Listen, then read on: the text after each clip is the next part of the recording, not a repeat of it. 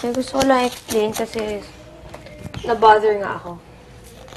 So, feeling ko, kung ako mismo na-bother, what more kayo? So, wala ba na-bother dito, Anima? Ikaw? Hindi ka na-bother? Takin niya ba? Ikaw, Marie. Bakit ko? Na-bother ka ba? Go, katabi ko eh. Sige, at least Katabi ko lang in-explain pinapansin ko. Ay, sino ang nanay? Wow. Didi.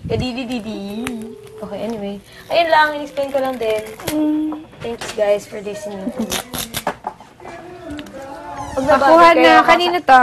Pag nabother kayo, kausapin nyo Akin, lang. akin. Love ya. Totoo. Hindi niya kailangan mag-uusap na sa kausap ko si Josh. Kaya ako lumabas, inis na talaga ako. Hindi niya naman kailangan kausapin na. Nilalayuan na kita. Bakit boyfriend? Break up? Hindi niya kailangan gawin na, ilalayuan na kita. Sinasabi niya na awkward siya, gusto niya layuan, pero ini-entertain pa niya rin. Oo, hindi siya. Imposible. Alatang-alata naman sa kanya na hindi. Sabi niya, hello, Ayoko nga ginagamit ako. gagamitin mo ako for that. So, gusto mo? Sino ka? Sa kanya. Hinis na Nakakainis. ako. Kaya sabi ko, Kaya hindi na ako sumasagot. pag nakikita ko siya, ayoko naman maging plastic sa kanya. Hindi ko na siya masyado pinapansin. Tapos na yung issue sa akin kay Joshua, hindi naman sa akin. Pinupush niya. Hindi naman tungkol sa akin yun eh. Kaya nag-aalala si Ate Michelle and si Ate Vim. Kasi nagaganon sila sa madaming tao. Yung parents nilang inintindi, hindi naman ako. Nagiging feeler na siya masyado.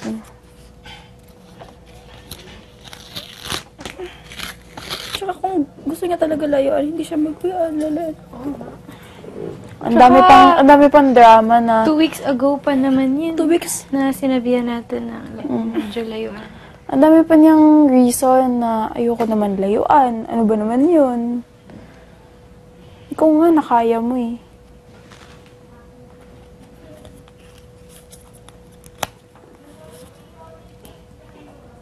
Awkward daw siya eh.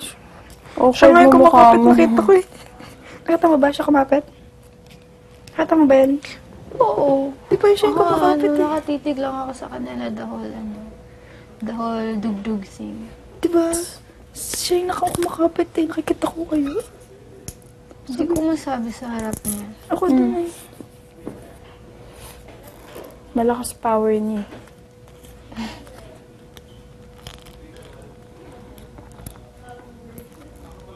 Tsaka hindi naman siya kumausap kay Ate Jamie. At saka, kung wala nilapitan siyang gusto siya kay ni Joshua, Hindi, tinanong ko si Ate wait lang, Jamie. Kung lumabas ako. Kung wala siyang gusto kay Joshua, huwag niya paasahin. Hindi, nga. ini-entertain niya. Pero alam naman niya may gusto sa kanya si Joshua. Batot mo, wala tayong Instagram ngayon. Grabe. Ano sabi mo? Wala tayong? Wala tayong Instagram ngayon. Instagram worthy pa.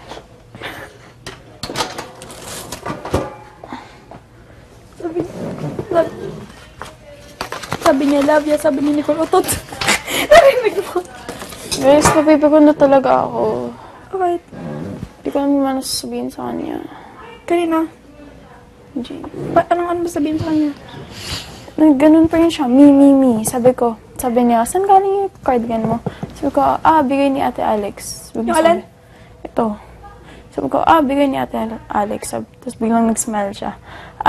Dalawa binigay, ang dami binibigay ni Ate Alex, no? Dalawa binigay niya sa akin, eh. Bakit ko ba? Alam mo na siya.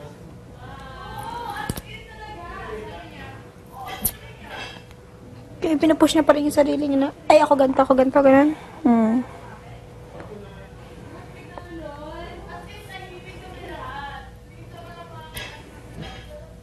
Tapos kanina pa niya ako binabother para, matutunan niya yung second verse.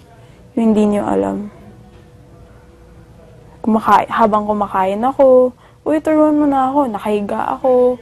Turo mo na alin. Yung second verse, yung hindi niyo alam na sayaw.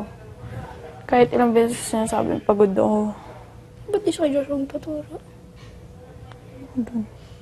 Gusto niya para makasabay siya sa inyo.